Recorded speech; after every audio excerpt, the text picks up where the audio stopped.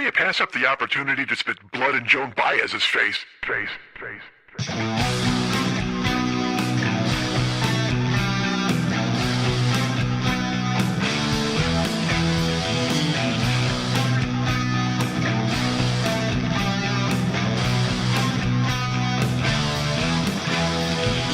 I've read Mark Twain. I've read Huckleberry Finn. I think I earned the right to go on the internet and see a guy get a chainsaw in the face. Dude, my dad was drunk and my mom was dealing with it. Guess what? I got raised by Cookie Monster. My cock looks like it's been in a hockey league. Time my stupidity. It's at the speed of goddamn light. I got a multiple clocks. Hey, what's happening? Mike Schmidt, 40-Year-Old Boy podcast. Folks, you can probably hear it. I'm not going to fool you, so I'm going to go ahead and just get it out of the way right now. Because I know you can hear it. Right now it's going through your earbuds, because nobody listens to me outside. Everybody hears me with earbuds. They always plug into their iPods or their Zunes. Who's got a Zune? You got a Zune out there? Who's listening to me on a goddamn Zune? We got to talk.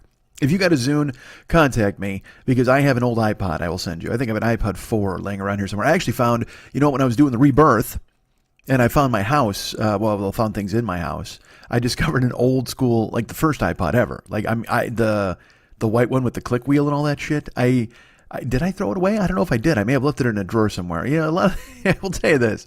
When I did rebirth in my apartment, I'm moving stuff around, right? I'm like, I gotta throw stuff. I'm gonna do whatever that Japanese chick says. When it doesn't spark joy, it's going in the fucking trash. It's going to Goodwill.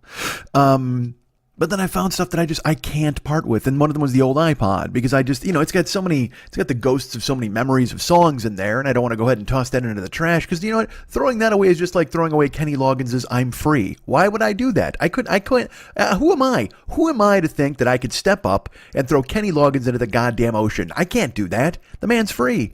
Heaven helps the man who helps himself. Is that what it is? Heaven helps the man who finds him free. I don't fucking know. Who knows? All I know is that, what was I talking about? I don't even remember.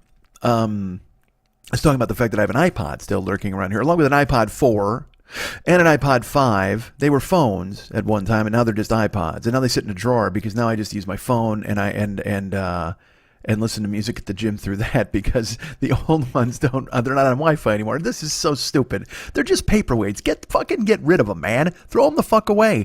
Why the fuck are they cluttering up any space in a goddamn drawer? Well, because I can't bring myself to throw away what used to be electronics, what used to matter, what used to be something. And because, again, who knows? Here's the thing. What if the zombie apocalypse starts? All right, let me ask you this. What if somehow I'm in my house and I get word via Twitter, of course, because that's where we'll all hear it. That is exactly where we're going to hear about the zombie apocalypse. There's not going to be any national alert. Your phone's not going to bing off like with Trump's fucking siren noise. No Amber Alert nonsense. You're just going to get it on Twitter. Someone's going to go, hey, this guy bit me. Hey, this guy bit me. And then it's just going to go viral, literally. And then I'm going to be stuck in my house thinking to myself, well, fuck, what am I going to do? I don't have guns. I'm not a guy with guns, so I got to be the radio guy. Like everybody else, like I told you my apartment complex, there are guys with guns. Like I know for a fact, there's a couple of dudes here who have a lot of guns. And isn't that fucking, look, I'm not a gun guy, all right? We know this. I thought about getting a gun. I've talked about that on here on the show. That passed. You know what I mean? I was like, Jesus Christ, things are breaking bad. I better get a fucking goddamn gun. And then I went, what the fuck are you going to do with a gun? That's just pointless. It's just going to sit here in the house like these iPods. Literally, it's just going to sit in the same fucking drawer. I'll have an iPod gun drawer or a gun pod, iGun. I'll have an iGun. Let's get an iGun. I'll download 6 bullets to it and fuck somebody up. I don't understand the need for a lot of guns. If you have one gun, because you're thinking to yourself, well, I got to protect myself. But if you got an arsenal, like I think my stepdad has 2 gun safes. That's, by my count, that's 2 gun safes too many. I don't know why you need any. Have one gun. Have one gun and stick it, I don't know. I think this is not a joke. I'm not kidding. I'm going to whisper this. Well, I already told you, look, my mom sleeps with a shotgun by the side of her bed. That's not a joke. My mom, she fixed it. She has it fucking Jimmy rigged. I don't know if Dan did it or he brought somebody in to do it. I'm sure Dan did it because he's fucking Captain Handy. He's got a soldering iron, so I'm sure he took care of business. And I would know the first fucking thing. You hand me a saw, and I'm going to play it with a fucking mallet like a hillbilly band. I'm not going to saw logs. I'm not going to saw boards. I don't give a fuck if it's got the teeth on it. I'm just going to go, pow, pow, wow, wow, play some Hawaiian song. But you give Dan a saw and a soldering iron, the guy's all of a sudden built you a fucking dune buggy. You're like, holy shit, how the fuck did that happen? I didn't know we had any scrap metal. He's like, oh no, I made it out of melted candles in a fucking bowl. Holy shit. Because that's how Dan is. I mean, he was a foreman in a nuclear plant, for fuck's sakes. He was a welder. The dude had welding equipment in the garage. Because my brother Scott wanted to be a welder. Like Scott was drifting and he was looking for a career. And Dan's like, well, look, man, I can catch you in the fucking pipe fitters union. If you can get welding, I can try to give you a good word. And he can't get him in, but he can bring him in to be an apprentice. That's what it was. You be an apprentice, then you work your way up, and then you join the union. And then you know what you're doing? You're doing Chicago. That's the Chicago way. That's the way it used to be anyway. I don't know if it is back there anymore, but it used to be for guys like me. If I couldn't talk, and I didn't graduate school, it was like, well, fuck, you'd join the union. Go ahead and be an apprentice pipe fitter or apprentice fucking drywall dude, and then you get into a fucking local, and you're going to a meeting once a month, and you're meeting those dudes. Then you're drinking rye, and you're drinking whiskey and rye, and then you're thinking about the day that you'll die. But that was the Midwest, man. That's where I grew up. It was like, hey, man, you know what? You don't go to fucking college. You're going to be a blue collar dude. You're going to join the union. You're going to join a local, and then you got those boys, and you're giving them dues, and they'll find you jobs. If one job ends, you call the union. You call your local, and they find you another job. So Scott was trying to get into that because Scott was looking for a gig, right? He's looking for anything. He was looking for direction at that point. And Dan was like, well, I'll teach you to weld. And I can remember they would go out to the garage, man, and they had the masks on, and they had the fucking the tanks and then the that fucking thing with the spark, the flint, I guess it's called. And I couldn't even, I wasn't even manly enough to go outside and watch them. Like I did, because again, I would have looked like the biggest pussy in the world. I'm watching my youngest brother and my stepdad, who worked for 45 years in nuclear plants and fucking pipe fitting in basements in fucking Chicago. And I'm out there, I talk for a living. I make people laugh. You want to hear my new joke? They're holding blue hot flames, like white fucking hot. And I'm just like, yeah. So what else is going on? Hey, how are you guys doing? Hey, look at this couple that just came in from out of town. Shut the fuck up, man. Men are working. Men are fucking working. I would have no clue, no idea how to fucking weld. But Scott tried it. I don't think he ever got the hang of it. He wound up going in a different direction, and now he just he wires everything. He's that guy. You know what I mean? It's like if you need wiring done in your house. He worked for a company he just got I think he just got laid off from what I heard. But he was doing this thing where he was wiring security systems. He was working on dude, he was a guy who put himself through school. I admire my brother Scott. Scott was a kid. I told you, he was he's kind of a vagabond, kind of a ragamuffin. And then sure enough, he goes ahead, he grows up. He's been with the same woman now for like 25 years. This girl, Catherine, who's fucking beautiful. And then Scott is just off doing his business, and he puts himself, gets a great job. And I'm proud of him. I'm proud of that kid. But that was the thing. He was looking for something to do, and Dan had welding equipment. I don't know how you would ever have that. Who has electrician's equipment? Who has welding equipment? Who has anything that they could show you how to do any sort of manual labor on? I don't have, when Pat came over to paint my house, he's like, do you have this? I'm like, I have a bunch of tools. And it was because, when I had these tools, because my ex-wife bought them. That's what my ex-wife was like. We had a power screwdriver. We had a couple of hammers. I've got, and I still have these things. And my favorite thing is I have them. I'll never use them. I use them on occasion. Like just this week, I went ahead and I put on, here's what I use a screwdriver for. You're like, hey, Mike, what'd you do? Did you build an IKEA bookcase with 5 shelves? No, I didn't. I put a license plate holder on my car. I put a Van Halen license plate holder on my car because it was a gift from Matt Henshaw, who's a listener to this show. Matt and Jenny sent it to me for Christmas. And so I've been waiting because it's been, all right, here's where you make fun of me. I got it for Christmas. And now you're like, well, Mike, it's March. Yes, it is. However, I did not want to put it on the car because I pay my registration for April. So I get the new tags in March for April or whenever I pay the fucking bill or whatever. So I didn't want to put the license plate holder on because I would have to slide it under and it wouldn't be you're gonna mock me. The sticker would be crooked. And then I would have to see it every day when I walked out to my car. Every time I drove around, I would have to think that fucking tag, in my brain, I would know that tag was crooked in the back of the fucking license plate. And I wouldn't know what to do. I would just be sitting there obsessing about it going, what the fuck, man? If you would have only waited 2 weeks or 2 months, whatever the fuck. So I did. I waited. I had the Van Halen license plate holder. I had it over because all right, here's how my house works now. You walk into my apartment and on my immediate left, there's a shoe tree. But it's not a shoe tree. It's like kind of a little shelving system, and that's where all my shoes are. Because again, I told you we go Japanese. Like I said, I like that fucking chick shit. She said, doesn't spark joy, throw it the fuck out. I said, all right, fantastic. I didn't listen to her, but I got a fucking Japanese-looking shoe tree. Because, it's not really Japanese-looking. It's a Japanese idea where you don't wear shoes in the goddamn house. I don't know why, but why do I pin that on the Japanese? I don't know why. Why do I give them credit for it? I'm sure Americans didn't want to fuck their rugs up at some point. But maybe the Japanese invented it. Because I think of those fucking restaurants. Like I had to go to a place when I was in Japan. We went and ate Okonomiyaki. Oh God, it was delicious. Me and Ahmad one day when we were out walking, we said, "Hey, let's go into this joint," and it was okonomiyaki. And the thing is, you walk, and then you have to take your shoes off, and then you sit at these weird things that are recessed into the floor. I put up video, I think, from me making okonomiyaki, because what is, they bring you these patties and they put it on the fire in front of you, and it's cooking. And then you fucking wolf it. I think I had octopus okonomiyaki, and we had all different flavors. And of course, Ahmad has to keep it halal because he's that guy, which sounds like an indictment. I didn't mean it like that. I mean, that's just who he is as a person. He's a guy who keeps it halal, man. And I was not so concerned about halal, so I'm like, bring me pork and beef, whatever the fuck you got. So we ate okonomiyaki, but we had to take our shoes off. And we had to sit in this recessed booth, sans shoes. And you know me, I'm not a good shoe off guy. I'm a bad shoe off guy. I'm still not used to it in my house. I mean, I'm used to it. Part of me actually, you know what, this will sound fucking, God, here, brace yourselves. Here comes every fucking second of my 51 years. Part of me likes taking off my shoes and walking into my house and being like, yeah, my dogs are barking. I got to go ahead and get these shoes off. What the fuck? You've done nothing with your day. You've done nothing at all. How could you be tired? How could your shoes need to come off, and how do your feet need a breather? Get the fuck out of here with that bullshit. But then when I walk in the house, you know, like I said, I walk in the rug and it's soft and I like it, and I put my shoes up, and then I don the slippers I'm wearing for you now. I told you, why am I wearing slippers? I need because they're fuzzy too. That's the worst part. I have fuzzy slippers.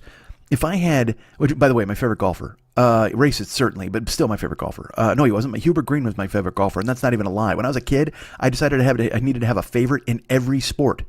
In every single sport, I had to have a favorite person. So Hubert Green was my favorite golfer. Why? I bet you can guess. Last name, high, green favorite color. But I was 11, so what the fuck did I know? I'm like, all right, Hubert Green, that's my guy. And I'd watch golf just till Hubert Green came on, and I'd be like, yes. I don't know why. I didn't give a fuck about golf. I didn't give a fuck about watching it. But if Hubert Green was on there, I was rooting for that guy. I rooted for, hold on, yawning fuck. Literally, golf talk spawned a yawn. I'm sure all of you, we were in concert there. I bet you yawned at the same fucking time. Hubert Green spawned a yawn, and then Hubert Green was my favorite golfer, and then Bjorn Borg was my favorite tennis player. And then AJ Foyt was my favorite NASCAR driver, or whatever the fuck, Indianapolis 500 driver. He was that guy. And of course, you know about Clark Gillies and Walter Payton, and you know about our good friend Michael Jordan. That was later, of course, Michael Jordan. I liked Darryl Dawkins when I was before Michael Jordan showed up. I loved him because he broke a backboard. I loved the Philadelphia 76ers. I liked the Bulls too, but I loved the Sixers because the Sixers were fun to watch. And when they got Moses Malone, I was like, oh my God, this is fucking amazing. And I loved them.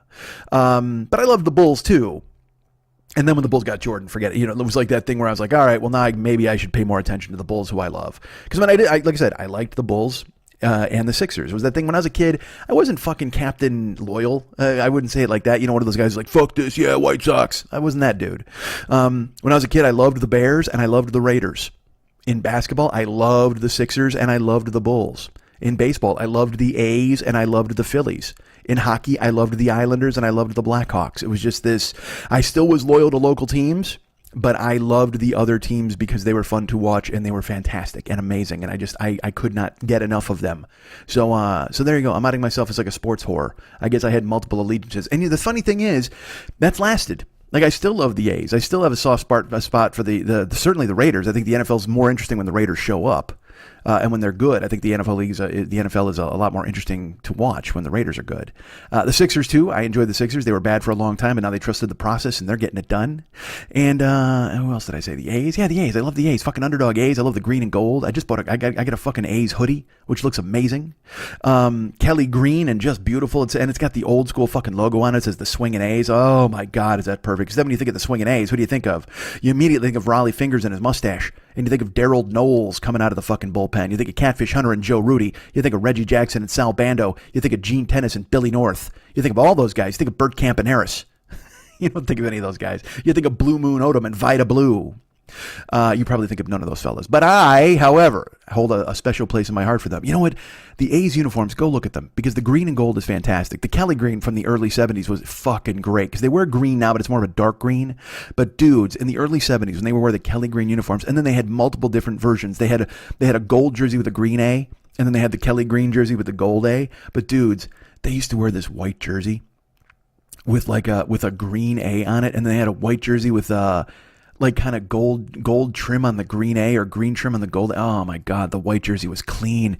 So fucking clean were the A's in those outfits.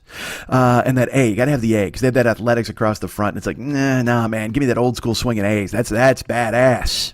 I say to you, my friends in the internet, my chums, hi. So I know guys in my apartment building have a ton of fucking guns, man, and I don't understand. Like I said, so Dan, I was talking about Dan, because he's a real dude, man. He had welding equipment and shit like that, but also that dude's got guns. And my mom also loves guns. And I'm not joking when I say this, and I think I've told you this before. I think Dan sleeps with a gun under his pillow. I'm being truthful about that. I think my mom said he sleeps with a gun under his pillow, and whether that's true or not, although I don't know why my mom would tell me something like that if it wasn't true. Why would she? What is she scaring me for? Why is she's trying to put the fear of God into me for what? Why the fuck would you tell me that information if it wasn't true? But I'm trying to parse the fact. I'm pretty sure she told me that was a real thing, but it might not be a real thing. Look, don't ask me. I got no fucking idea. But I know for a fact my mom got a pump handle shotgun for Christmas a couple of years ago. Or was it for her birthday? I don't know. Whatever the fuck. I don't know. It might have been her anniversary. What anniversary is gunpowder the traditional gift for? I have no idea. But she got a shotgun, and she sleeps with it by her bed.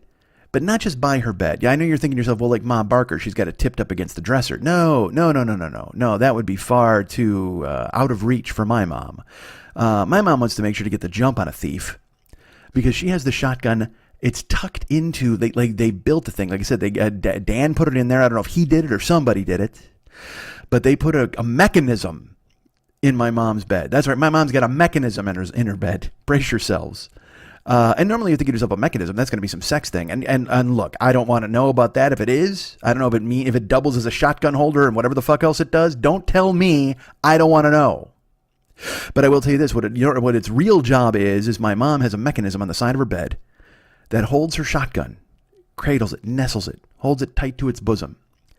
And if, I don't know, if a SWAT team bursts in, or again, the aforementioned zombie apocalypse happens, or starts, or begins, or even if some wandering Alzheimer's patient in her old person's fucking island, whatever the fuck they call it, it's like I guess it's a gated community for the ancient. I don't know what the fuck it is. You know what? It's a sarcophagus. They all have sarcophagi. It is just a cluster of fucking sarcophagi in the middle of fucking hot Florida with alligators and golf balls and early bird specials. And like I said, it's fucking America's waiting room, and everybody's waiting to fucking die.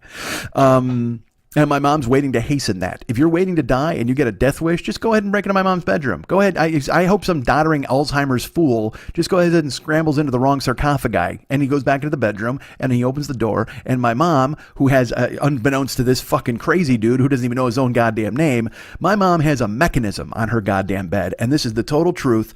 If anybody comes into her bedroom, she can literally just go and fucking hit the bed frame, the mechanism folds, and the gun, she can just reach it and grab it and just fucking start firing away. Just start blasting the shit out of anybody who wanders into the room. Hey, UPS, got a package for you. Boom. Fucking finished. Hey, could you move your lawn, gnome? So everybody dies. I mean, my mom, not fucking around, baby. My mom has a mechanism that she can punch, and it just, and you know what, part of me is like, if you're going to go that route, then fucking go all the way. Why wouldn't you just have a spring in there? So like when you hit the mechanism, the spring shoots it into the air. You've got to catch it and you just immediately pump it and shoot it.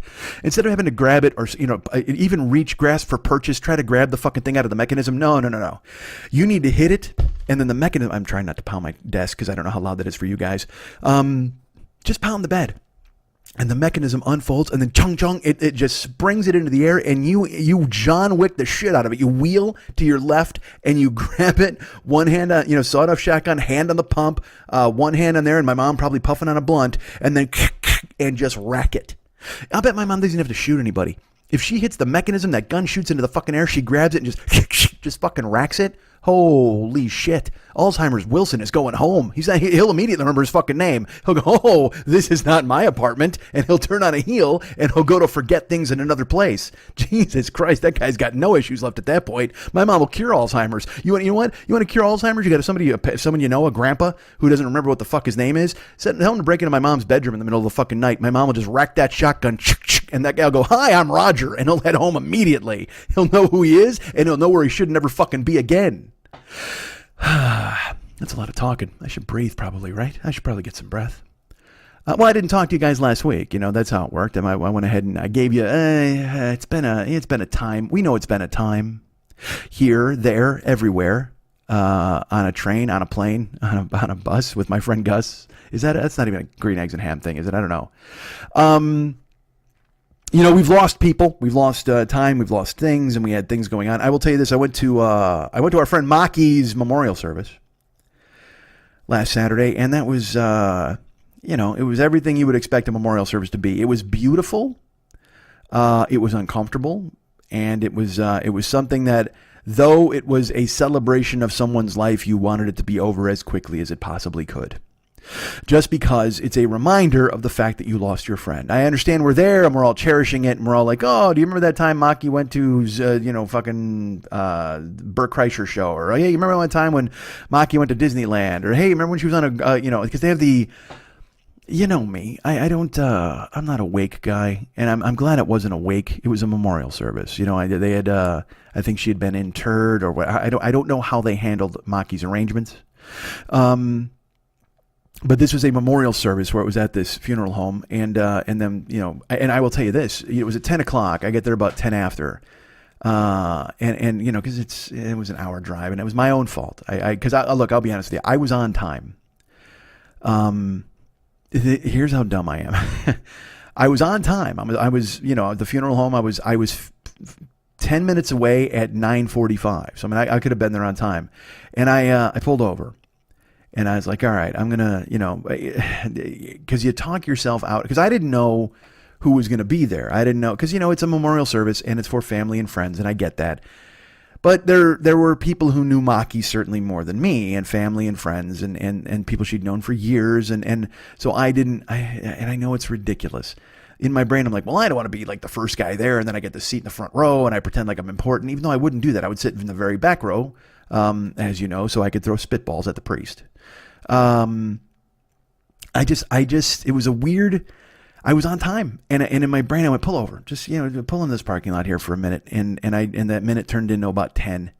And then it turned into 15, and then it turned into 20. And then I said, you got to go, dude, just fucking, because I'm sure there was part of it where it's like, I don't want to do that. Nobody wants to do that, as we know, but as grown-ups, you have to do it. And I dread when I have to make arrangements for somebody, or when that ever happens. I don't know. You know, Mex did it for his father, and you know, Dennis too. And I don't, you know, just the poise and the grace and the strength you need to get through that is so difficult. And hopefully, if it turns out that I'm in a position where I have to handle things like that, and I'm sure I will, I can respond with the same effort and same admirable aplomb as Armando and Maki's family, and, you know, like I said, David and Dennis when they did that with their parents.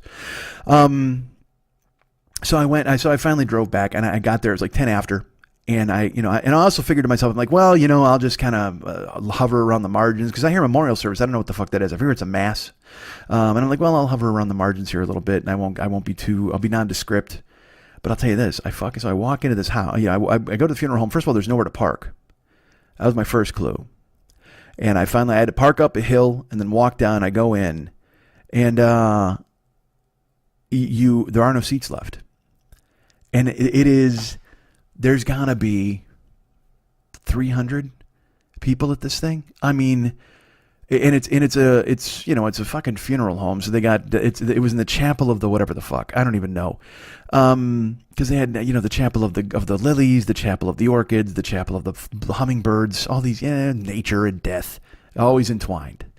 So they had it. I said, why am I pitching about that?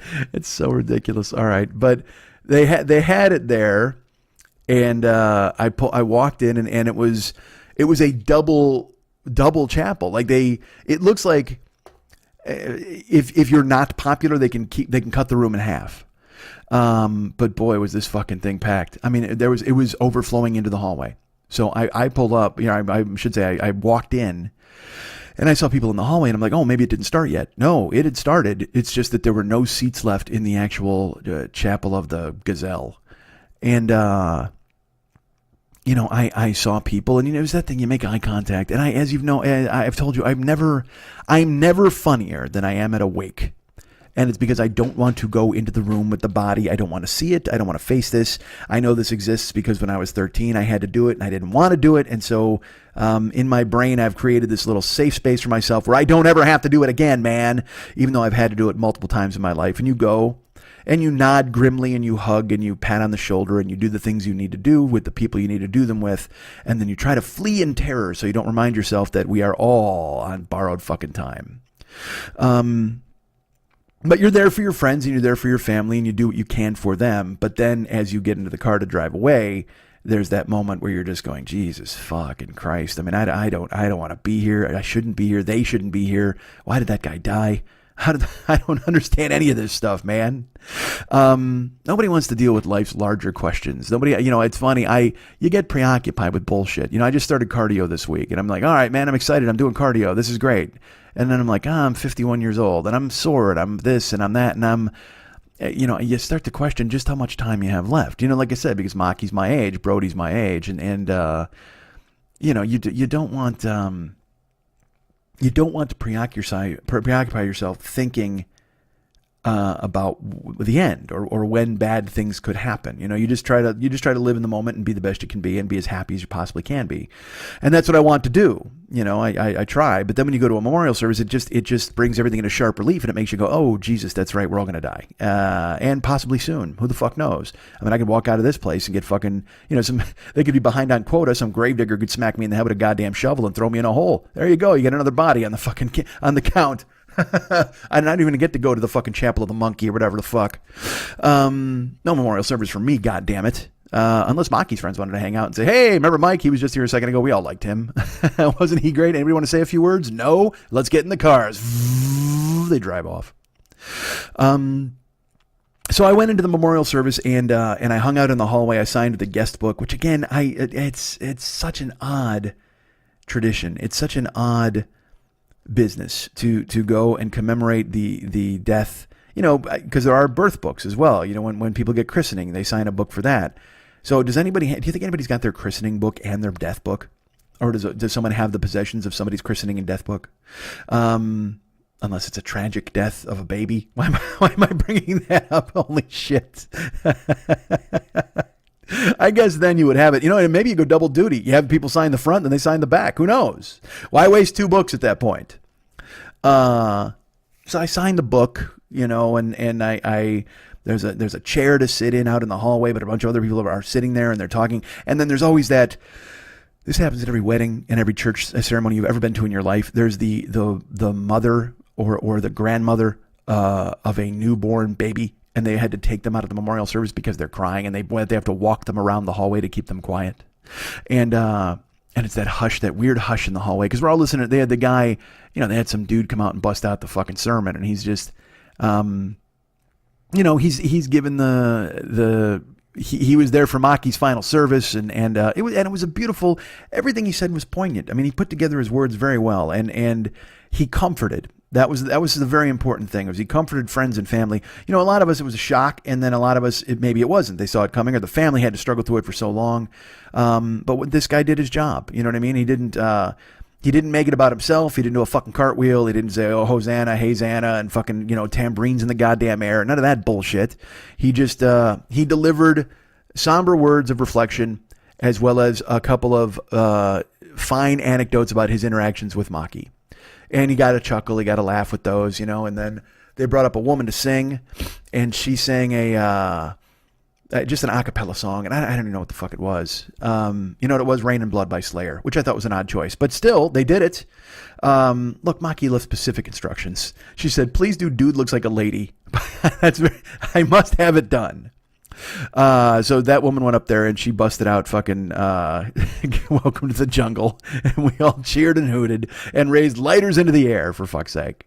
No, it was somber, and it was the typical My Heart Will Go On, whatever the fuck. And I don't scoff. Maybe it was a favorite song of Maki's. Maybe it's the thing they do for everybody who dies, and it could have been a friend of Maki's. I will say this, whatever the song was, she sang it beautifully.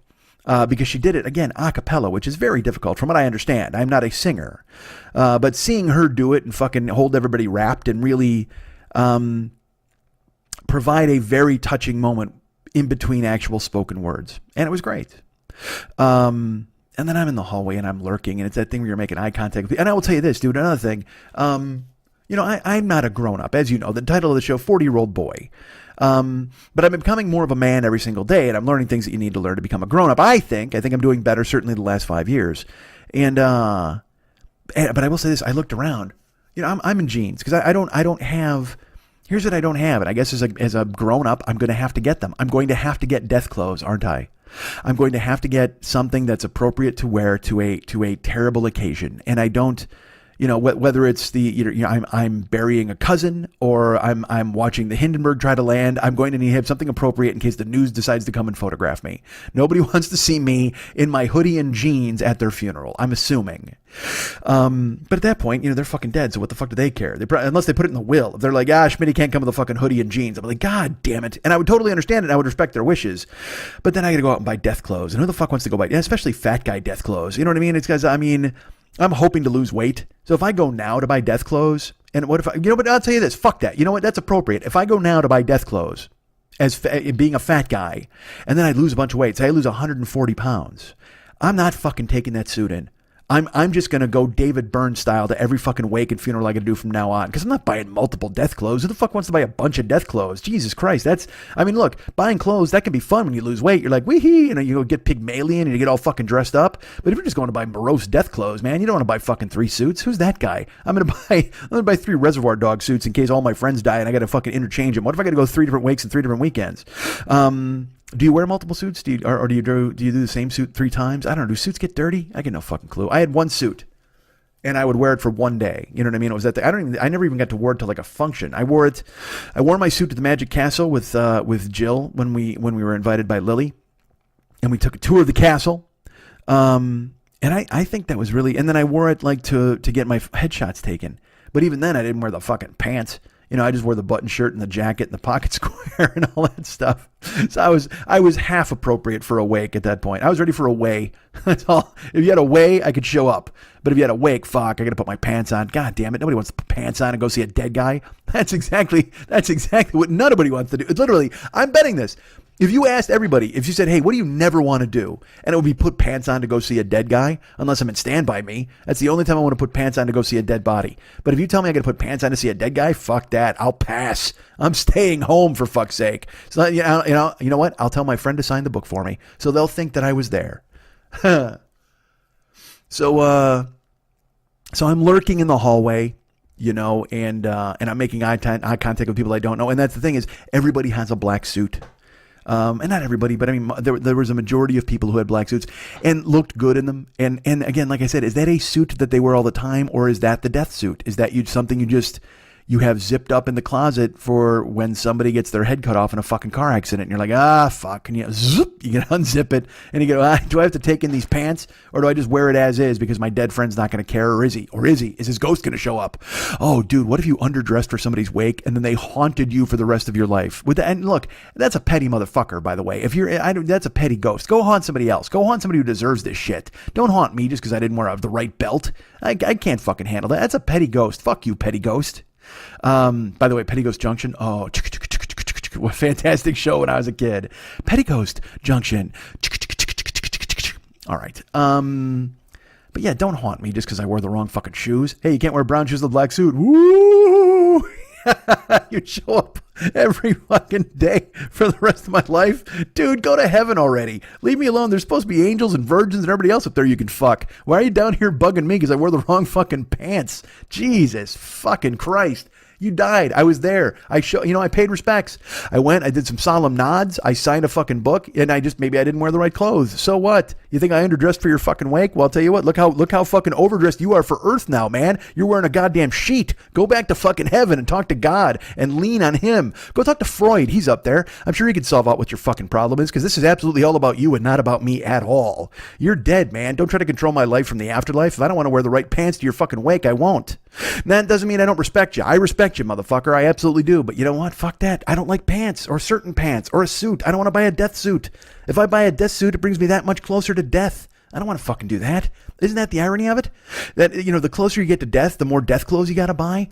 I guess I'll have to buy a suit to get buried in, unless I want to get buried in a hoodie and jeans. Fuck that. Yeah, that's my out. If you tell me, fuck, man, you should really wear a suit to somebody's wake. Well, fuck that. When I die, I'm going to be married in a hoodie and jeans. That's what I want everybody to fucking wear. Just go fucking nuts. Make it a costume party. Everybody shows up as fucking Aquaman. Stab me with a fucking trident and roll me down the fucking hill. That's all you got to do. Put me in a goddamn... You know what? I want to be buried at the bottom of a hill.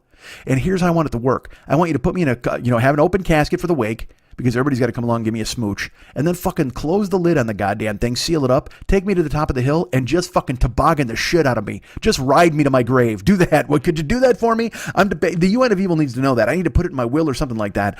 The remaining members of the UN of Evil that are alive, they have to fucking close my casket, put it at the top of a hill, and you can have fucking wheels on it. You can I don't give a fuck if you put snow, that fake snow, whatever the fuck, and just fucking ride me to my grave. And whoever can get me into my grave, that's the thing, is you got to steer the fucking thing like a toboggan. You got to fucking get fucking reins on it and steer it around and try to put it into the hole, almost like golf. Dude, corpse golf? How fucking great is that? Coffin golf. That's a rough thing to say, certainly, coffin golf, but I think I've invented dude, fucking combined theme park funeral home? Fucking cemetery theme park. Jesus Christ, dudes, somebody write this shit down, because I'm never going to remember it. And have like a water slide and put the coffin at the top, and at the end it just shoots into a grave. Oh, dude, I love it. Gotta have a makeshift water slide, and you build it right above the grave with a bunch of fucking curlicues. Or, dude, Rube Goldberg me.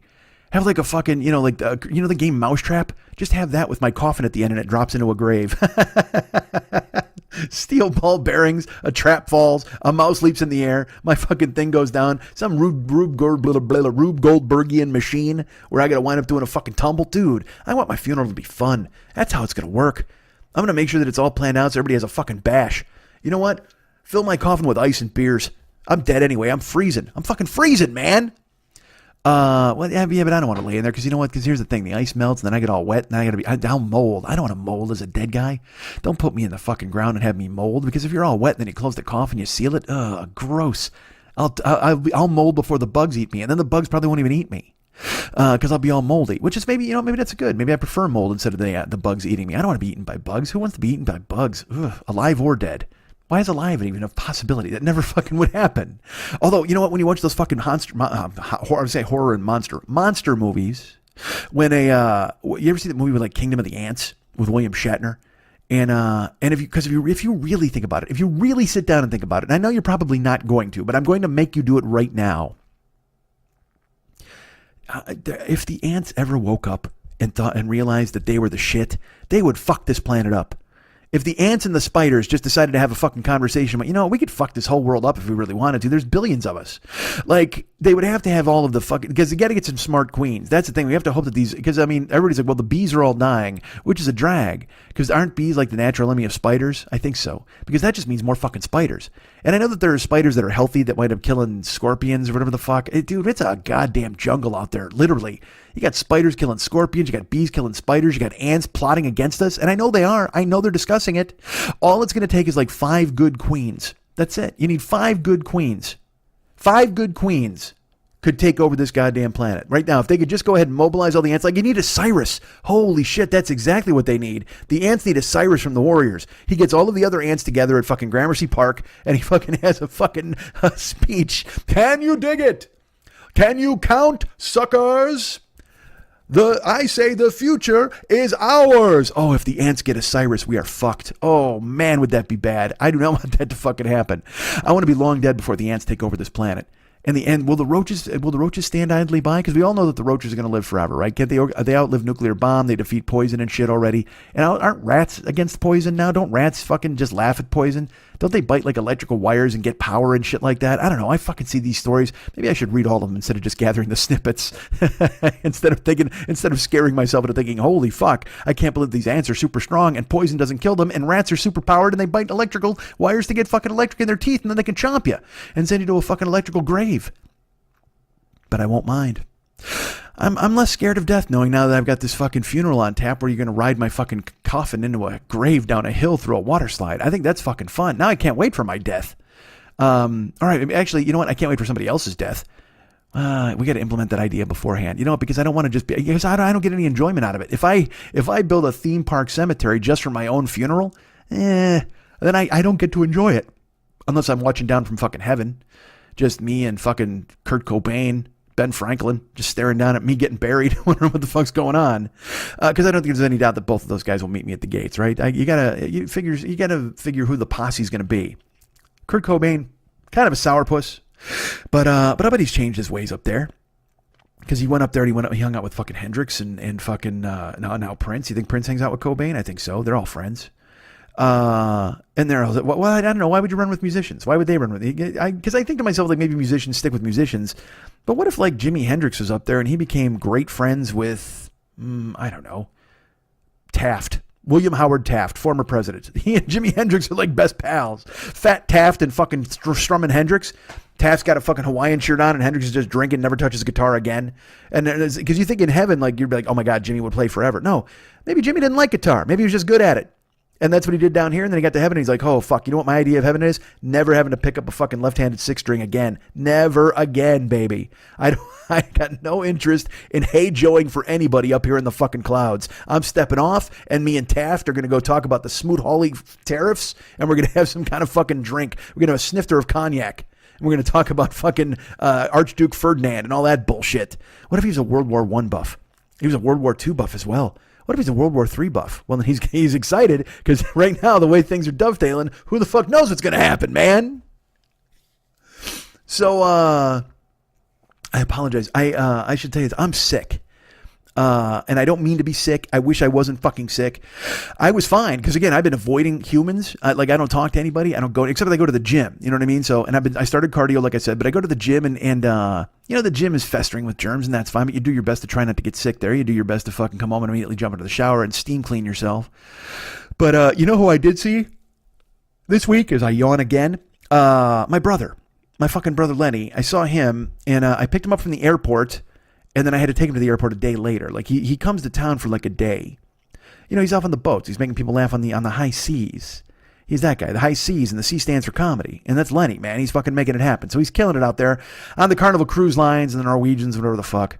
And he comes to town and he's like, dude, can you pick me up at the airport? I'm like, sure. And he's only in town for like 15 hours or 31 hours or something. And then I got to take him back to the airport. Well, this motherfucker, you know, he's on planes for a whole day, two different planes. He's sitting in the airport. And that's just you're getting bombed on by germs like all fucking day, man. If you get in a plane, there's a touch screen or any of that shit, don't fucking touch anything. I want to wear a hazmat suit onto a fucking plane now, man. You ever see a little baby sneeze and not cover its face? You're just like, that guy, he's just got baby croup and baby mumps and baby rubella and whatever the fuck else he's going to give me. And all those droplets in the air just being recycled through this death tube as we soar through the sky at 35,000 feet. All of us having our immune systems compromised by Joey, little fuck. So that's what Lenny does, but he flies all the goddamn time. So I pick him up the other night and he's just like, hey brother, you know, and I knew it. I heard it in his voice, but I didn't say anything to him. So it was fine, but he's like, yeah, I'm fucking exhausted. You know, I've been on 15 hours in here and waiting in a standby and, that's his life. You know what I mean? If he's not on the boat making people laugh, he's at an airport trying to fucking get home as soon as possible or try to get to Chicago to see the girls. So, he winds up coming here and I pick him up and I'm like, all right, he's like, hey, you want to pick me up? And, not tomorrow, but the day after. I said, sure. So I picked him up in the morning and he gets in, first of all, he's 15 minutes late. And I'll tell you this, let me tell you this about my brother. First of all, he passed his gene on to his daughter too. They are late, like constantly late. And I have realized, again, I used to be late a lot. I'd be late for lunch with Jimmy or Pat or somebody, or I'd always be late. I'm late to the gym. And I'm fighting this fucking battle in my head and I'm going, why are you important? Why is their time not important, but your time is important? Be on fucking time, man. So for lunch and things like that, I've been much better. The gym, I'm getting better. You know what I mean? I'm getting there right around the time we're supposed to lift or 5 after. He wants me there 15 minutes early. But then when I get there 15 minutes early, here's the thing about the gym. I get there 15 minutes fucking early and he's training somebody else. So he wants me to get on the fucking treadmill for 15 minutes. It's like, fuck, dude, I don't want to do that shit. If I do cardio, it's on my off days from lifting. You told me not to do cardio and lifting at the same day. And, but that's not true. I mean, he did tell me that, but at the same fucking time, if I want to lose 120 pounds like I'm shooting for, I should probably mix it up and do cardio and lifting on the same fucking day. And what's 15 minutes on the fucking treadmill going to do? Is it going to kill me? No. But I do that fucking thing where I stall and I stammer and I just go, well, I'll get there. And because I know he's going to train that person to like 5 or 10 minutes after their appointment, because that's what he does with me. We go an hour and 15 minutes, an hour and a half sometimes. So getting there early to me is a bust. And it's not really, it shouldn't be. I could go in and get a workout in, or I could even sit in my fucking car there for 10 minutes and surf my phone, whatever the fuck I'm doing at my house. And I just don't like being late. I scold myself in my brain. I'm like, quit being fucking late. When the show's late, I'm out of my skull. I'm like, God damn it. I apologize to you guys profusely whenever that fucking happens. I hate it. I don't like making it happen. But sure enough, Lenny, my brother, is late constantly. He's just not from the airport, because I'll tell you, when he lands, he wants to get a ride. But going to the airport in the morning, he'll be like, hey, be at my place at 8. I'm like, all right, I'll be here at 8. I pull up, it's 8:01, and I text him here, and he goes, K. Just literally the letter K. And you're not Prince. Again, as I've said, only Mex can get away with doing that. Mex and Prince, the only guys who can use the letter U for the word you. Even though I know our whole society has changed and everybody writes like they text now, and holy fuck, yes, it's all in flames. But Lenny texts me, K. And I'm like, you're not 9 and you're not a girl. But I wait. And then sure enough, like 8:18, he wanders out of his house. And I'm like, really? You're 17 minutes fucking late, dude? And look, it's his flight. And he's tired. And he had a show the night before. And I get that.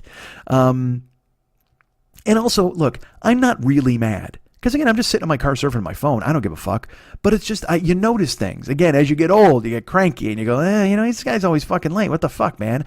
And even funnier is his daughter is always late. I pick her up at the airport and I drive her to, I pick her up at his apartment and I drive her back to the airport.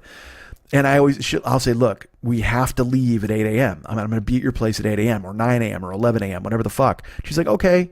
And then I pull up and I go, I'm here. And she's like, okay, just a minute, Uncle Mike. And, 10 minutes, 12 minutes, 15 minutes later, she comes out. And it's not the end of the world. It's not a bad thing, but it's that thing where in your brain, there's a grandfather who just goes, oh, well, I guess my time's not as important as your time. Even though I'm late a fuck ton of times. But he gets in my car, he's late and he gets in the car and he's like, and I could hear it in his fucking voice. Because me, guys, you've heard my dulcet tones. My voice can sound like honey pouring into your ears, for God's sakes. It's just a beautiful thing, right? Today it's a little rough. Why? Because and that's why I'm sniffling too, because my fucking brother, I drive him to the airport and again, not his fault. He's not sleeping. He's running around. He's on planes all the fucking time. But he's my patient zero. He gets in the fucking car and he was trying to talk. And I finally gave him a water when he got in the car. And he's drinking the water and he's talking and his voice is it's just like sandpaper on a fucking cat's tongue. I mean, it's just literally just grinding me. And finally I go, dude, you got to drink some water. Your voice is hurting me. Like your throat hurts me at this point. He's like, oh yeah, I was up late. I didn't know what to do, and I get up early. And it's like, all right, Sam Elliott, just fucking drink something. And he did. And it didn't really clear his voice up. And that's when I knew. That's when I really knew he was sick.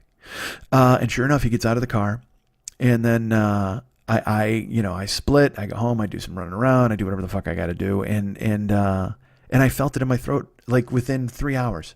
And I'm like, motherfucker. I'm like, God. And then when I stream on Twitch, I'm yelling when I'm fighting with boom and sit down and all this nonsense. And my throat hurts. And I'm like, you got to stop, dude. You got to record a fucking show. You can't be yelling and fucking your voice up in time for the show. So, I didn't fuck it up. I still sound sort of like me, but at the same fucking time, I've sounded a lot better than this, for fuck's sake.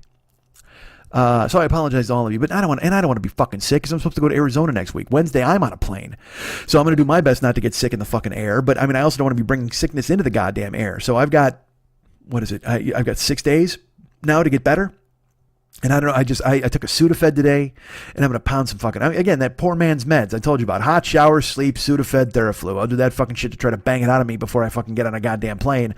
And also, I don't want to be miserable going to ball games next week. I'm in a room with fucking, I'm not a room, I'm in a fucking giant house with 8 other dudes. So the last thing I want to do is have to fucking cordon myself off and be fucking quarantined so I don't get anybody sick on their way home, for fuck's sake. I don't want to be sick is my point. But I am, and I'm hoping it doesn't affect you or you're not hearing me in a bad way, but who knows, what the fuck. So, I go to Maki's memorial service, and I'm there, and I sign the book, and I'm in the hallway, and we're waiting for it to end. And it only took like 45 minutes. So I saw about a half hour of it, and it was on, in the hallway, they had it on TVs as well. So, I was able to watch it on the TV screen in addition to peeking into the room and wandering around a little bit. So that was fine. But then it ended, and then this never-ending stream of people just came out of the room. And, they said there was a reception afterwards. And they said the reception would be at her mom and dad's house. But if anybody could not go to the reception, please come to the front now and visit with the family, that kind of thing. So some people did that, some people split. And then they ran the highlight film of her on the TV, with pictures of her when she was younger, and pictures of her when she was a little kid, and pictures of her when she was in high school, and pictures of her from just 7 years ago before she got sick. And she was so beautiful, man. And she was beautiful anyway, but full head of hair, and you could see even her skin was a little darker. She had a little color. Because when I started to really hang out with her hardcore, she had been sick for a while and fought it off, and then came back and fought it off.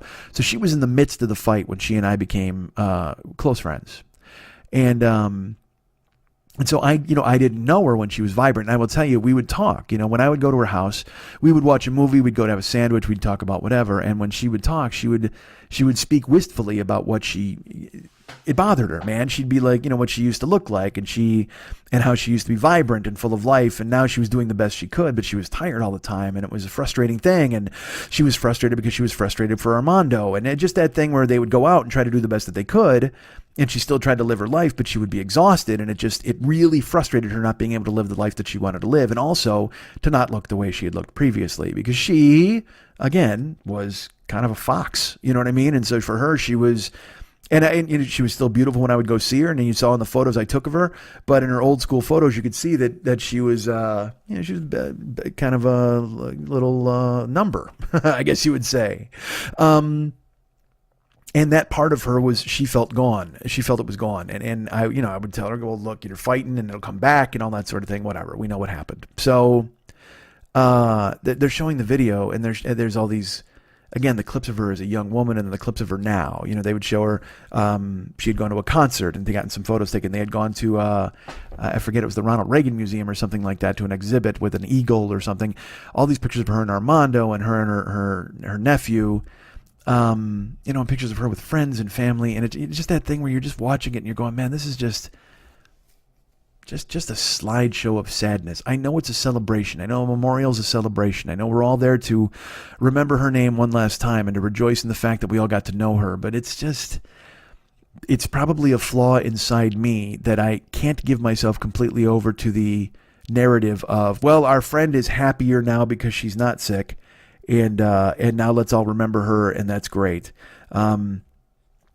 Instead, I find myself sad for what could have been. I find myself wishing that things had been different.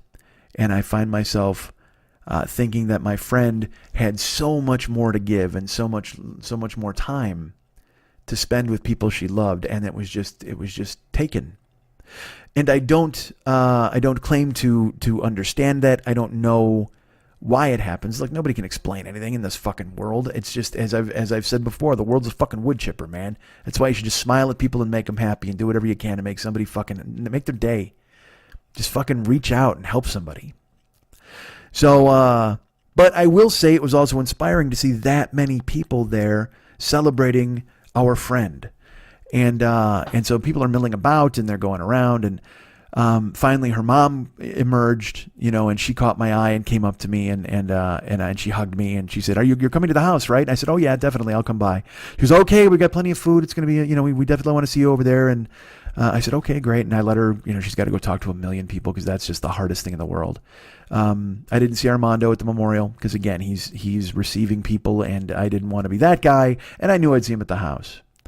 So, I walked out, I went to my car, and the house was only like 4 miles away from the funeral home, which means that if there is a zombie apocalypse, they're the first wave, and they're in a lot of trouble. So they need to really, I'll tell you what, I went to their house. I was very surprised by the lack of a moat If I lived that close to a fucking cemetery, you better believe I would build a fucking moat and an electric fence. I would have an electric fence in front of the moat, and then I would have maybe animals in the moat that like to eat zombies, and then I would have another electric fence behind the moat.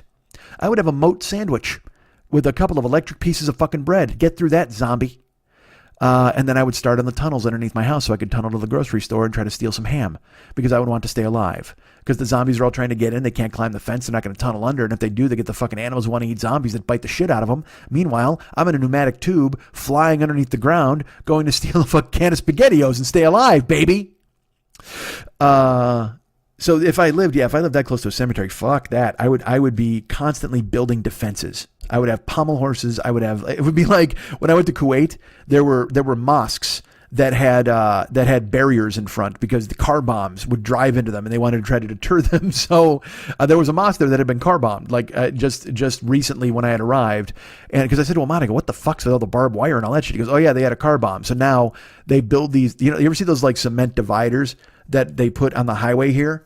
Well, they were putting it in front of the mosque so these motherfuckers didn't drive into the doors. So if they hit the fucking barriers and the bomb would blow up, and all they got to rebuild is the scaffold outside. Good for them. But at least they don't penetrate the goddamn mosque. So that's what I would do at my house. If I lived that close to a goddamn cemetery, it would just be fucking, it would look like a mosque. I would just have barbed wire and fucking dividers. And like I said, a couple of electric fences, like a couple of pieces of bread and a moat in the middle with animals who love to eat zombies. Fuck yeah. And then I'd feel good. Like I said, then I'd build the tunnels. So she said, will you come to the house? I said, of course I will, certainly. And I went to make my way over there. But I got to the car. And again, since it was so close, again, I did that thing where I'm like, well, and I'm so good at this. Part of it is that I don't want to face it, but part of it, truthfully, is, well, look, they have a lot of. I knew Maki, but I knew Armando, and I knew her parents a little bit, and I'd met her brother. But at the same time, I knew they had, again, if there's that many people at the memorial service, well, then there's going to be that many people at their house, and their house is going to be crazy crowded, and I don't want to add to that, and I don't want to, it's just whatever. You do what you can to avoid the things you don't want to do. So to go over to a memorial service and have to, again, be in an atmosphere of death, even though celebratory death, but we're all there for the, it's a diverse group of people who are all brought together by one thing. Now, if you have a book club, it's a diverse group of people who are brought together by their love of reading. If you have a Dungeons and Dragons club, it's a diverse group of people who are brought together by their love of tabletop gaming. When you have a memorial celebration, it is a diverse group of people who are brought together by loss. And that is a bitter truth. And despite the fact that everybody's smiling, despite the fact that people are eating Hawaiian rolls, despite the fact that people are doing a rock garden in tribute to Maki, we are still there because we share mutual pain. And it's behind the eyes of everybody you see. So, I get there. I waited like 20 minutes at the fucking cemetery. And then I drove over. And by the time, and I was right, because by the time I got there, the street was again completely filled. So I had to park a block and a half away, which was fine with me. And I walked up. And again, I don't know anybody. I know Maki, and I know Armando. I know her parents a little bit. And the rest of these people are just, we have one thing in common. And that's not exactly a conversation starter. So how'd you know the dead girl? You know what I mean? It just doesn't, I mean, it's all you can say, but it doesn't ring very friendly. But I mean, I can talk to anybody in any atmosphere. I can sit, you dump me in any fucking situation. You can dump me in the middle of fucking Borneo. I'll wind up talking to a goddamn gnat. I don't give a fuck. Whoever the fuck is there, I can talk their goddamn ear off. And I can also go into my fucking act where I'm not, so I can avoid talking about the terrible thing that we're all there to fucking commemorate, celebrate, memorialize, whatever the fuck you want to say. But at the same time, if I have a head start, like when at Mex's father's wake or Dennis's father's wake, these are all people who are familiar with me and they know me and we have a common thing that we can discuss. I'm walking into a room of strangers. So, I mean, I know how to behave. I'm certainly not outing myself as somebody's going to come in and like, waha, woohoo, Maki, and fucking pull a New Year's Eve popper. I'm not that fucking idiot. But at the same time, it's a hard thing. It's a hard thing because you don't know who's affected in what ways. And you don't want to say the wrong thing. Just like, I used to come over and Maki and I would watch movies. Oh my God, we loved movies. And then everybody starts crying. And then you're the fucking idiot who brought up the wrong thing. So you have to kind of work your way through this minefield a little bit. So, and I love the way how I've turned like a memorial service into an obstacle course for me to navigate. I mean, it's not that. It's a beautiful remembrance of a person who has gone way too soon. But at the same time, you know me, and you still got to think about what you're going to say and who you're going to talk to and where you're going to talk and what they've got to eat and where you should be and how many people lined up for the bathroom. Just all this. It's the same shit you would do for any goddamn child's birthday party, except for this time there's no cake, there's a coffin. So, by the way, her coffin was not there. I should go ahead and stress this. That makes it sound like there was a coffin at the memorial service. Actually, it was there. They brought it out with candles on it. They said, all right, let's go, everybody. Happy death day to you. And then we all blew them out. So we I show up and I walk in the door and, I just kind of navigate. I make eye contact. I look. I nod, and I will tell you this. It's their house is a lovely house, and they have a full spread of food. They had a fucking sushi chef. They had a sushi chef there, and he's making inari and he's making like regular sushi as well as sashimi. You go in the back and there's fucking just piles of mastacholi and fucking bread and cookies and pastries and all that shit. And I mean, it's just. It might as well be a fucking first communion. I mean, it's the memorial, the celebratory look back at a life that has ended. You know what I mean? But nobody wants to talk about the fact that it's ended. It's just we're there. Look, I'm the weirdo. Okay. Everybody else is there to celebrate Maki and that's cool. And I was too, but as I said, I'm never more than an arm's length away from the very fact that I will never see this person again. Strange for me. So I walk through and, I'm kind of looking at people and kind of glancing. And then I see Armando in the backyard and he's, black suit, sunglasses, and he's still shaken up. I can tell. But I walk up and he's talking to like 4 people and I wait, I off to the side. I don't get in his field of vision. I'm like, I'm not that guy. Hey, dust these fucking 4 people. I want to talk to you. But I kind of lurked in the perimeter and then there was a lag and I stepped up. And he went, oh my God. And he, I gave him a hug and he's like, I'm glad you're here. And were you at the memorial service? I said, I was, I said, it was beautiful. I said, the song was lovely. And, there were so many people here and, this is great. And this yard is beautiful because this is, and I can't imagine what he's going through. Again, he lost his partner of 8 years, his fiance, who he was going to marry in the very backyard where they're holding her memorial service. Just the ghosts that has got to conjure up inside your fucking skull is it's daunting to even think about. But he's just fucking jawed and getting through it, and I recognize it and I respect it. So I hugged him again, and I'm like, hey man, you taking care of you. I hope you're taking time to. That was my advice. I'm always like, take care of yourself. I mean, this is all a terrible, terrible thing, but. Throw water in your face. Make sure you eat something. Make sure you sleep. Make sure you walk out in the sun. You know what I mean? And throw water in your face and let the wind blow in your face so you can feel the vibrancy of the chill on your skin, just to remind you that you're still here. And then he's like, oh my God, did you meet this person? Shannon, this person here. And I said, I really don't know anybody. And he said, do you know Renee? And he goes, I know she wants to meet you.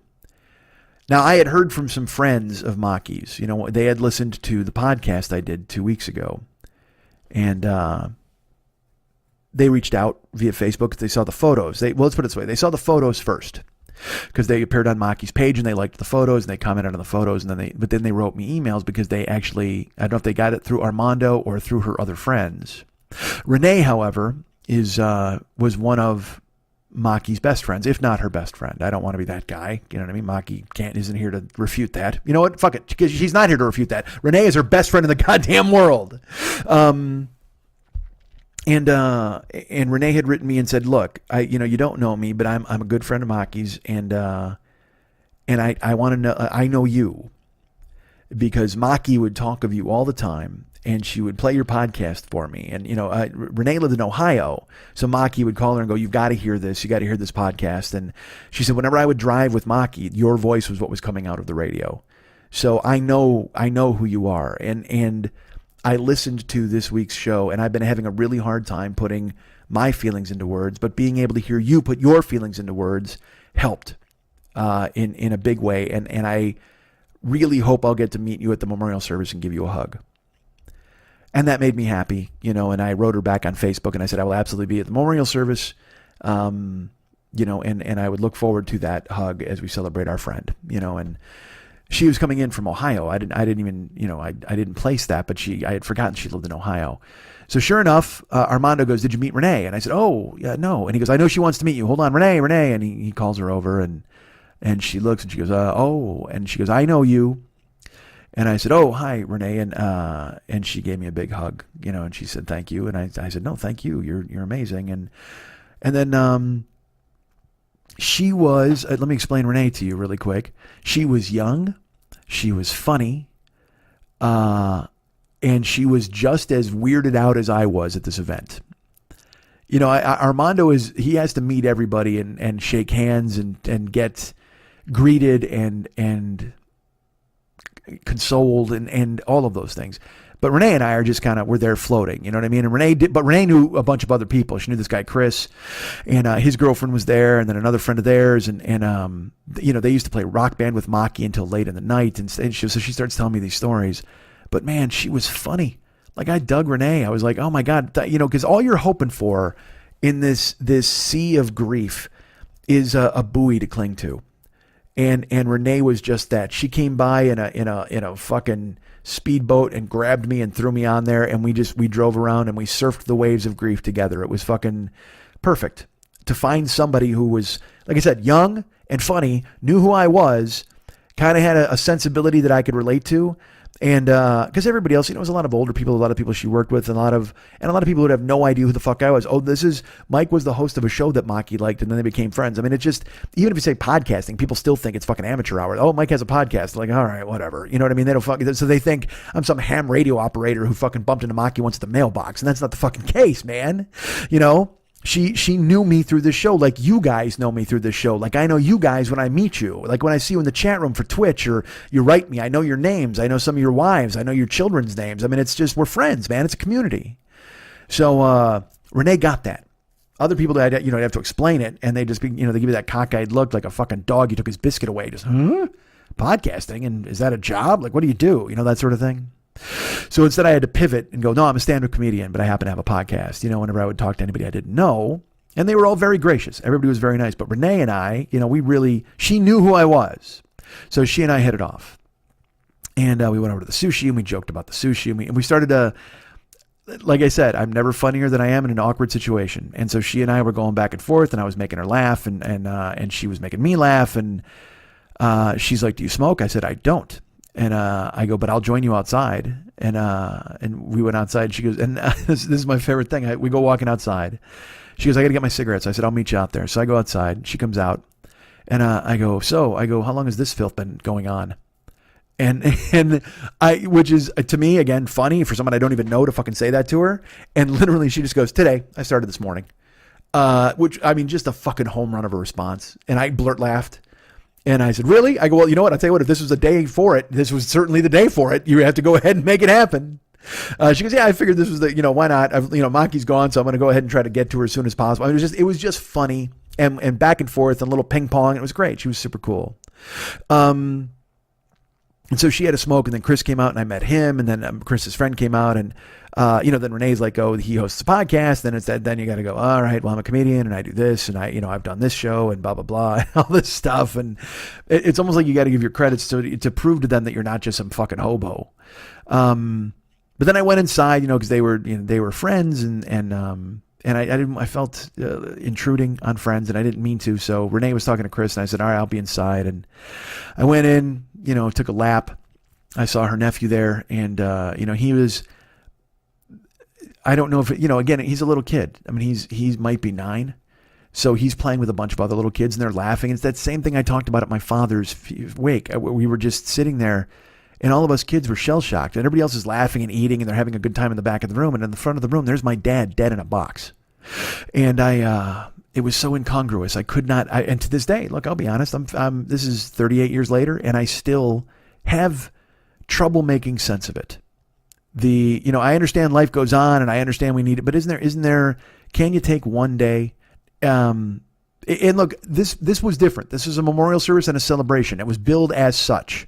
So absolutely, you go there, you eat, you celebrate, you laugh, you talk about your friend.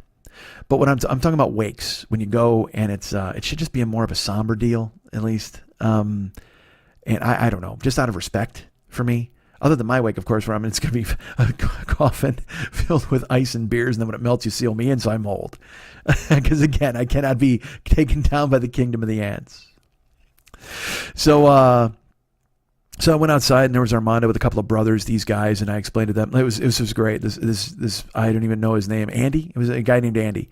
And he was super cool. He was like, oh my God, you do a podcast. And he's like, what's your name? And he Googled me while I was standing there. And he's like, oh, okay, I found you. I'm going to go ahead and subscribe to it. I said, great. I go, I'm warning you. And it's a lot of swearing. It is a different kind of show. I go, I'll tell you what, here's what you should do. 2 weeks ago, I did a show where I talked about, I talked about my relationship with Maki.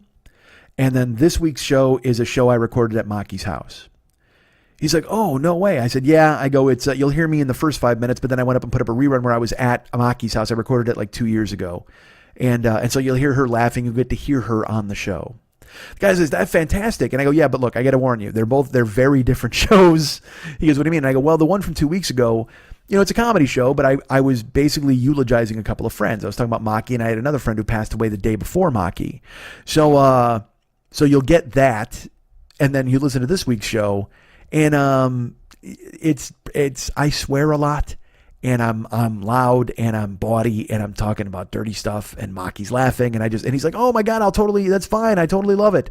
I'm like, all right, I'm just warning you. And it is so ridiculous to have to warn people about listening to your show. Hey, look, you probably don't want to go ahead and listen to this. I mean, I know it sounds ridiculous, but I don't want, they just came from, these guys are wearing ties. I mean, I don't want to go, hey, you should listen to my show. And then you hear me talking about fist fucking somebody on Maki's Lego table. You know what I mean? Or whatever the fuck. Or I think I talked about the blowjob houses in Japan on that show.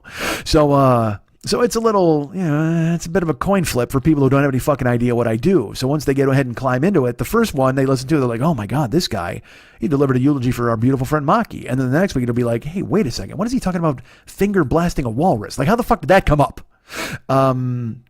But I have to tell them so they know. And they were very nice. They Googled me. And then I walked around. And, I ate one piece of sushi. You know what I mean? It was that thing where I'm like, I don't want to eat. Do I want to eat? Really? And Renee and I both had a piece of sushi and then went, yeah, we're done eating. Fuck this. And so I ducked back outside, and I saw Renee and talked to her a little bit. Then I went back in. I took another lap. And I'd been there for, I stayed about an hour and a half, hour and 45 minutes. And then I just, there were people there. It was kind of breaking up a little bit too. And so I went in the backyard. I was like, all right, I got to say goodbyes. And I went in the back, and there was her mom was, again, receiving people the entire time. And I did that thing where you float around in the periphery waiting to go talk. And I caught her eye, and she said, oh, and she came up and hugged me. And she said, did you get enough to eat? I said, oh, of course I did. Thank you. She goes, there's so much food. Do you want to take anything home? And I go, no, you're very nice. Thank you. And then there was it's that awkward, I'm never going to see that woman again. They were very nice people, and I loved seeing them every time I saw Maki, but I mean, our connection has been severed. So there's that part where I'm like, I'm leaving, and okay, it's very beautiful, and again, your house is lovely, and thank you for inviting me and letting me come. And she's like, oh my God, we had to have you here. We know you love Maki. And I said, oh, of course. And she said, well, you can come visit.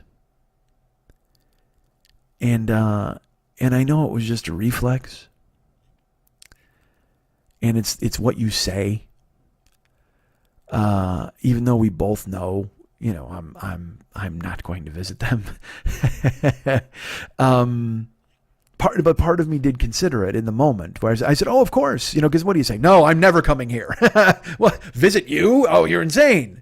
But it seems like an insane idea on its face. I didn't know them well. I just knew them a little bit, and their daughter was my friend, and maybe she meant it. I don't know. I mean, maybe in the moment she meant it, because anybody's looking for an anchor. Anybody's looking for normalcy, or maybe she's still looking for a connection to her daughter? I don't know. But it was an awkward small talk moment. And and again, it's lovely of her to tell me that I can visit, which was beautiful. And I went, oh yes, of course. Thank you. And I said, maybe I'll text and I'll come up if I'm in the area, and, even though we both know that was essentially a goodbye forever. I said goodbye to Maki forever the week before, and I'm essentially saying goodbye to her family forever, and I'm closing a chapter of my life forever. And they're never closing that chapter. It will live forever with every photo and every slideshow and every glance at the bedroom where she fucking passed away. It will live with them for all eternity. So I then, I hugged her again goodbye, and I circled around and I found her father. And her father was, he was he was just a fucking cool ass dude. You know what I mean? Like whenever I would come by, he shook my hand with a really good handshake. And, how are you, son? Well, what are you doing? How are you? Where'd you come from? And he would always ask me where I came from, as if I was coming, because he knew I was a comedian and I traveled. And I'm like, oh no, I was at my house in the Valley, and, I was in Seattle over the summer, and, I would recount that. And, but he was getting a plate of food, and I didn't want to bother him while he was getting a plate of food. But he had a couple of guys in suits hassling him. You're going to have a bunch of leftovers here, buddy. He's like, oh, I can't wait. I've eaten for like 4 days. You want to take some? And they were laughing back and forth. And then he got to the end of the line, and I waited, and he looked up at me, and I just said, sir, I'm going to leave now. Thank you so much for having me. And I'm very, very sorry. He said, oh, understood. And I said, yeah, I know, I said I lost a parent at a young age, so it's not the same, but I kind of know. And because again, I don't know what the fuck to say. And also because he was also being jovial. He wasn't, I wasn't consoling him. Guys, I'm just interrupting his manicotti. That's all I'm fucking doing at that point. But he's already mourned. He's still got grief in his heart, but he's not going to show it because he's got a house full of people to fucking kind of entertain, and so he went, she was a very special girl. I said, she absolutely was. And I was lucky to know her. And he said, well, she loved you. And I said, great. I'm glad, because I loved her too. And I shook his hand, and I let him get to his fucking pasta. And I walked out. I made my way through the dining room and the living room, and I went out the front door, and Armando was on the porch, and he was receiving people. He was talking to there was like 4 or 5 people there, and, I waited again. And, when that passed, he looked at me and he goes, you take it off? I says, I am. I go, it seems like it's breaking up a little bit too. And he goes, yeah, some people will be here late. Some people won't. He goes, I go, do you just want everybody to go? And he goes, he didn't really answer. And I said, I go, that's an inappropriate question. I go, I just, I know how hard this is for you. And I'm really sorry, Armando, you know that. And I gave him a hug.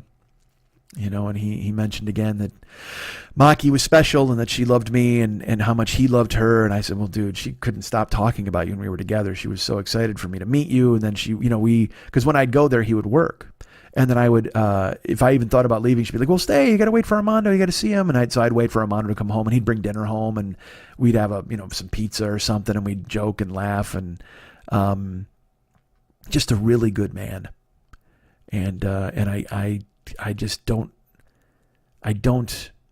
know how you deal with this kind of a loss. It's just so rough. It's with a kid or a significant other, and because all we want to do is be loved and be happy and know that we have someone.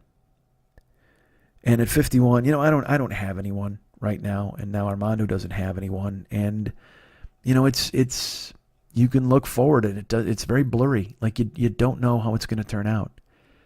You don't. I mean, none of us know. Fuck. I mean, Christ, I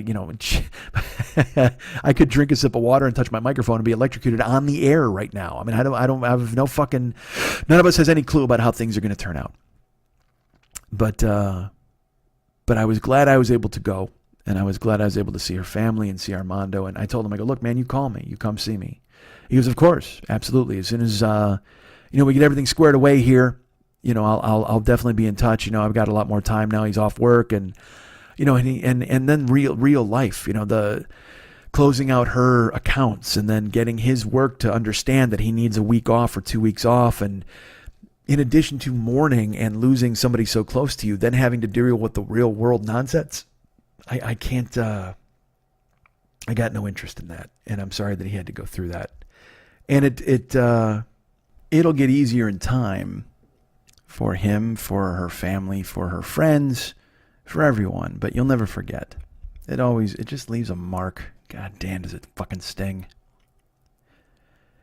So, he had people there and he's on the porch. And so I gave him a hug again. And I said, hey man, you find me. And he said he would. And I walked down the driveway. There was Renee and Chris. I went and said goodbye to Renee one last time, talked to her, thanked her, and said goodbye to Chris and walked to my car. Broke down on the way to my car. Just again, when you look at the big picture, it just, and I probably extrapolated saying goodbyes to people with saying goodbye to my friend. I don't know. It hit me hard for some reason on the way to the car, and I stopped in the middle of the road, and I looked up because it was beautiful. I'll tell you, it was crisp. It was like 65, 68 degrees. And I stood in the street, and I looked up at the blue sky with some wisps of clouds, and I just breathed. I just stared up. I closed my eyes, and I did, in through the nose, out through the mouth 3 times. In through the mouth, out through the nose 3 times. In through the nose, out through the nose 3 times. In through the mouth, out through the nose 3 times. And arms outstretched, sun on my face. Probably just wanting to feel alive. And leave all of that in the rearview mirror, because I'll tell you what, I'm hoping Armando has made it through, and it's going to be a tough adjustment for him, but I'll be happy when he's my friend and he can look me up and we can laugh and joke and he can have a beer or whatever and we can hang out.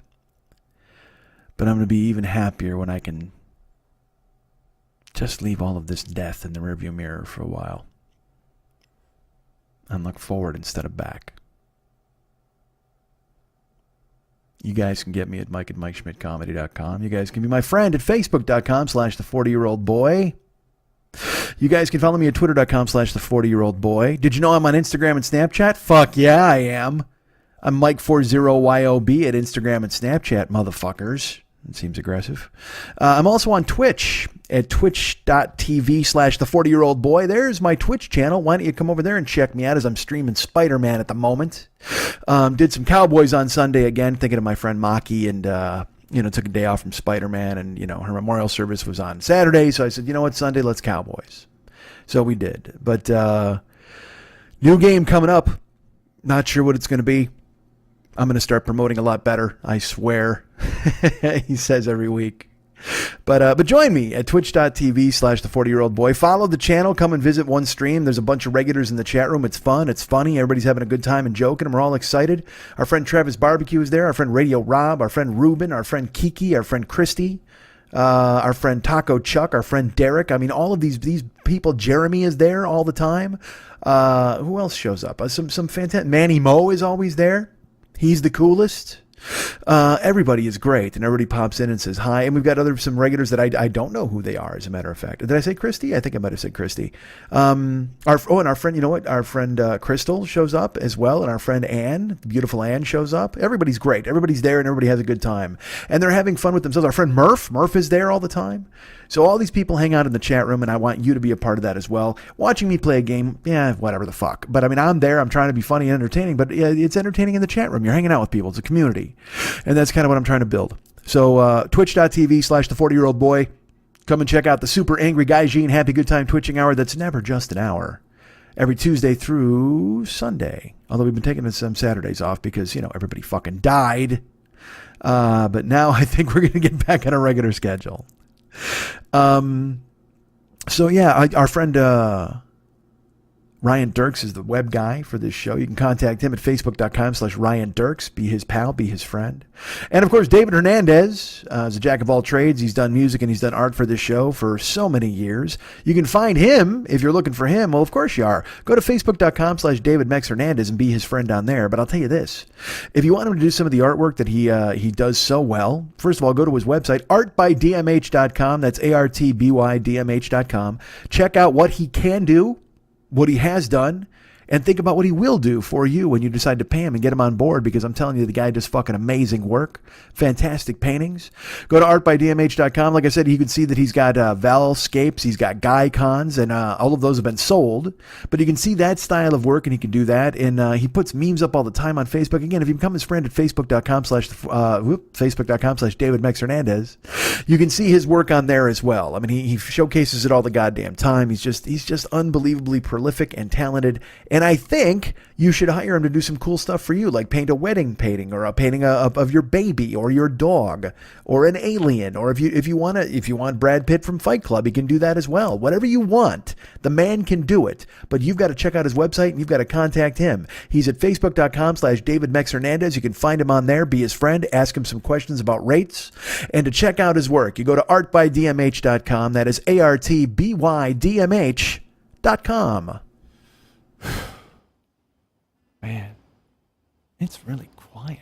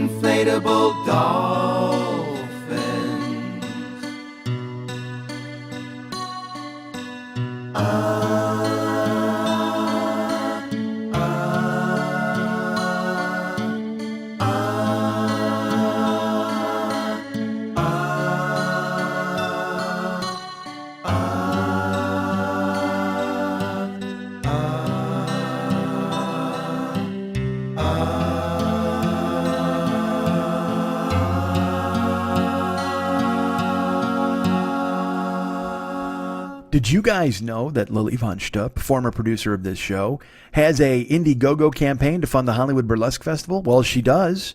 You can go check it out right now. I don't have the web address. If you go to her Facebook, or if you write her a note, or if you go to Indiegogo and you search Hollywood Burlesque Festival, I will assume you will find it there, and you will see all of the fabulous work that she is doing. And she's already funded. I'll tell you this, that she was looking for a certain amount, and it got funded pretty quick. So now she's just getting more money to do an even more fabulous festival. Any penny helps. It helps her put on the festival. It helps her get busy dreaming. You know what I mean? And that's what she loves doing. So this is a woman who I've known forever, who always gets shit done, who fucking bangs it out hard, and she is someone who I respect and who works. She's my sister. I've talked about it on here before. So she's doing the Hollywood Burlesque Festival, and again, I don't know how the fuck she makes it work out of nothing. She'll just be like, yeah, this is a good idea. And then she gets a building, and she's got these ceramic pins that are fucking beautiful. She's got all of these amazing things that she's working. And I took her out to lunch. We went out, we went to Costco and went shopping. And we hung out, and it was good to see her. I was happy. And then I learned all about her plans at the Burlesque Festival, and I'm happy for her. So again, the Indiegogo campaign exists. If you want to throw a couple of bucks her way, that's fantastic. I would appreciate it, and so would she. Hey, you guys know about Cameo? I don't know if you do or you don't. But if you don't, I'm going to tell you right the fuck now. Sit down, children. Gather around. Sit at my feet like a grandpa reading you a Christmas fucking story. And let me tell you the story about an app that is useless, but it's okay. You should download it on your phone and hire me to do something dumb. That's what I want to do. Remember the TV show Jackass? Cameo's like that with a phone. Well, not really. I'm not going to fucking get my balls blown off or have a mouse bite my cock. But at the same, well, wait, it depends on how much you want to pay. If you want a mouse to bite my cock, go ahead and hire me on Cameo. I can make that work depending on the money you want to come through with. Cameo is it's a product, an app, so to speak, as the kids call them, where you can have me call up somebody you love, somebody you hate, somebody you don't love, have me do one for you, and leave you a personal note, a personal message telling you all about the cool-ass things that you like and want. If it's a birthday, if it's a celebration, a christening, as I mentioned, hey, look, if you got a wake or a funeral, you want me to talk shit about a dead guy, I'm happy to do it. Pay my fee and make it happen. Download the Cameo app to your phone, look up Mike Schmidt. I'm there, lurking, and I'll be happy to do it. And just like our friend Catherine Sweeby did a couple of weeks ago, and she was, I will be honest with you, I thought she was not happy with what I did because I didn't hear from her right away because, you know me, I'm fucking brain. And I'm like, well, she would have told me she liked it maybe. But I didn't want to have the thing where I wrote her and go, did you like that by any chance? I didn't want to be that idiot.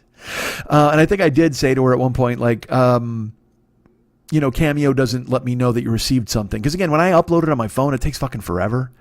And then I assume it went up. I assume it got uploaded, but it never really says, all right, uploaded. Sometimes it doesn't, but it's always, I've never missed it. So it's always been uploaded, which makes me happy.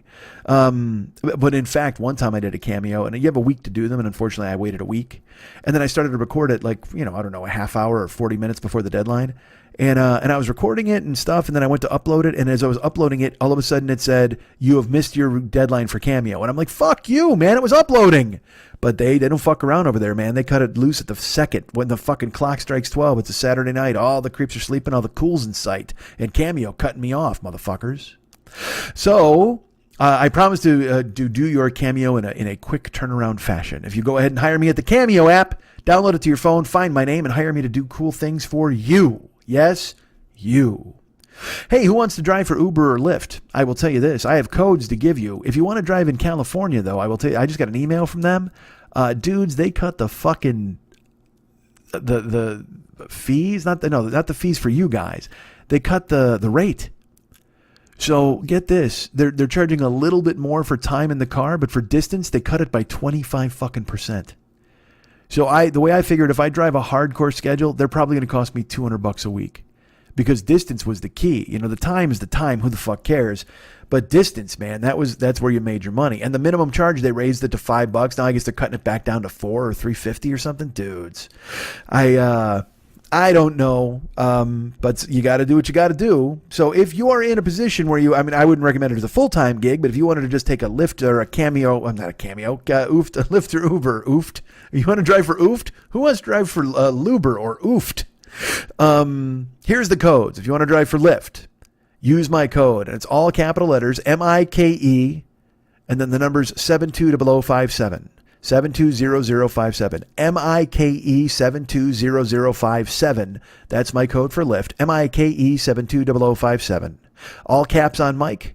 And you can use that if you're a driver. You want to be a driver. You can use it as a first-time passenger if you've never had a Lyft before. And I get a spiff either way. Thank you for thinking of me. I appreciate it. Now, Uber, if you want to use their code, it's DJZW1YTTUE. Now, that's all lowercase.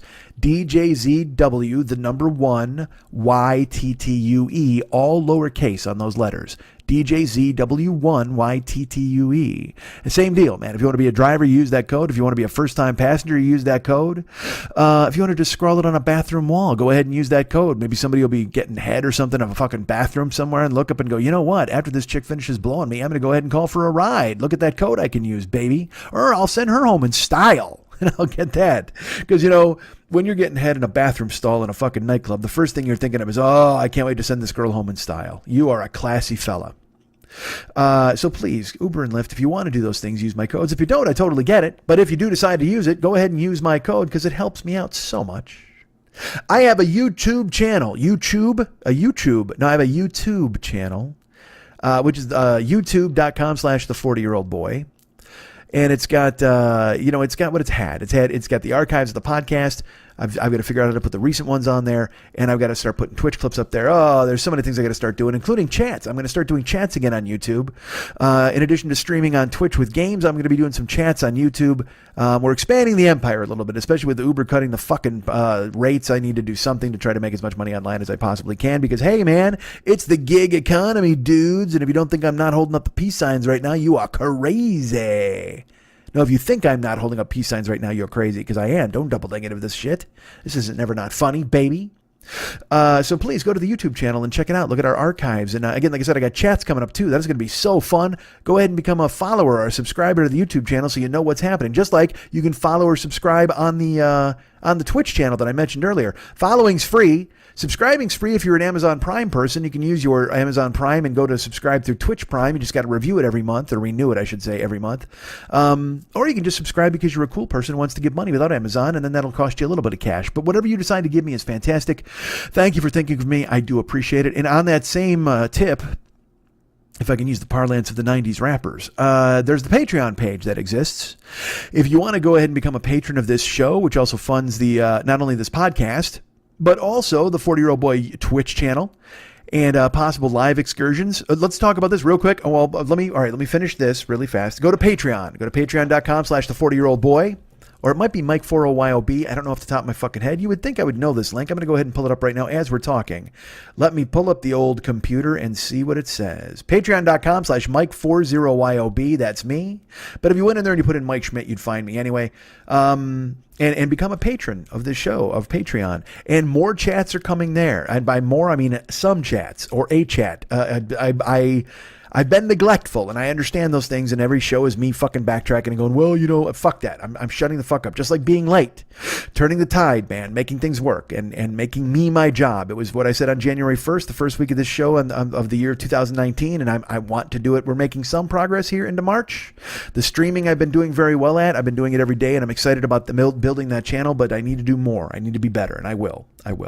So subscribe to the YouTube channel, subscribe to the Twitch channel, or follow or subscribe. Following is one thing. Subscribing also gives money. Thank you for thinking of me. And Patreon is very important because it funds this show and other things, and it funds my life. It makes things go, and I can bring you whatever I can bring you regarding this and Twitch and all those other different things. So thank you, everyone who is a patron at Patreon. And everyone who thinks about subscribing, I appreciate you stepping up and go ahead and do just that. I am very grateful. Thank you so much for making this my job and making this the thing I want to do and making me good at it and all of those cool ass things. I appreciate you thinking of me. What was I saying? There was something else I was going to segue into. Oh, let's talk about this live stuff. I'm in Toronto this year. Did you know that? I don't know if I've announced it officially, but now I'm telling you on this show because it's been a weird couple of weeks. So I've known for a couple of weeks that I'm going, but now this is the first official time I'm saying it here on the show. I am going to be in Toronto from August 6th through August 16th. So I'm there for 10 days, man. And what's going on in those 10 days? Well, let me tell you. It's funny because some of the guys there call it Schmittipalooza. So we'll be doing escape rooms. We'll be going to dinners. We're going to see Iron Maiden one of the nights. I understand that Ken is looking into skydiving. I may be doing some skydiving in Toronto. I just want to go there and live some fucking life, man, and I want you guys involved. So anybody who's in Canada, we'll be doing axe throwing, where our buddy Steven Brogy has to defend his title against the previous champion of John Floor. We're gonna go throw axes around. We're just gonna fucking have fun, man. And there might be Vice involved, but we're definitely going to see Iron Maiden. Skydiving's a possibility. We're going to movies. We might just have a movie night at somebody's house. We might just sit around a fire pit. We're just gonna fucking hang out. It's gonna be 10 days of amazing fun. Now, will I do a show? Last year I did a show. We passed the hat. It turned out fun because I did it at our buddy Rick's place of business. Rick may not live in Toronto, I'm told. He may be moving by the time August rolls around. So I will look for another venue. Or there's a possibility of doing it maybe just in somebody's yard or in their house. I know that sounds kind of funky and weird, but this is an idea I've had for a long time. Mex and I would talk about it, about going to hotel rooms and just doing shows and people come to you rather than going to a theater. So in Toronto, maybe we'll try that, seat of the pants. If Rick's still there, maybe we'll use his venue if it's available. If not, we'll look into all avenues. But the important thing is I'll be there 10 days for hanging out and fun.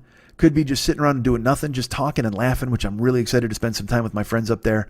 And also, like I said, we got Iron Maiden one night, probably skydiving another night, escape room at least a couple times. We're going to throw axes. We're just going to have a good fucking time. So it's going to be great. In Toronto, I will be there August 6th through August 16th. No tickets on sale or anything like that. It'll be a pass the hat deal, whatever the fuck we got to do if I do a show. But get involved with these things and come on out to the throwing of all of it. I just want to see everybody. So please come on out and make that happen. That'd be fantastic. If you go to MikeSchmidtComedy.com, we have the merchandise page, which you know is the Joe Business page. You click through there, you find the Amazon link. I mean, there's stuff on there for sale, but everybody bought it already. But there is an Amazon link. So look, we all shop on Amazon, right? We all do that. So go to the Amazon link and bang around in there for a little bit. Once you click on it, you go to my page, like I said, merchandise, and you just click on the Amazon link. It's totally free for you. But we get money, they get money, you get stuff. It works out great because once you're in there through my link, you shop, you buy, and you leave a digital footprint, if you will. And you go in there and it traces back to me and they give me all the money in the fucking world, which seems like probably an overestimate of what I've been getting from them.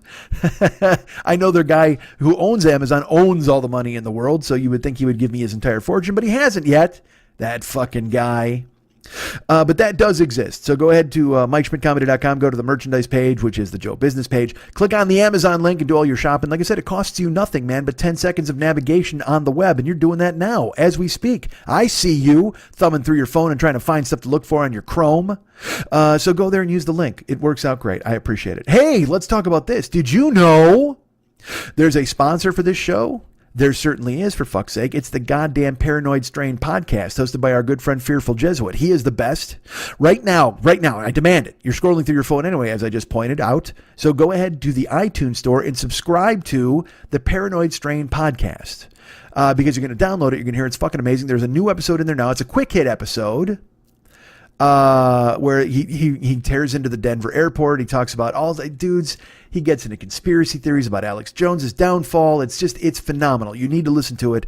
Again, as I mentioned, though, I'm very furious because the man insults the movie The Departed, and it, quite frankly, I had to think long and hard about our sponsorship relationship, but I've decided to retain him. And by I've decided to retain him, I mean I begged him to stay, which is fine. I don't mind begging.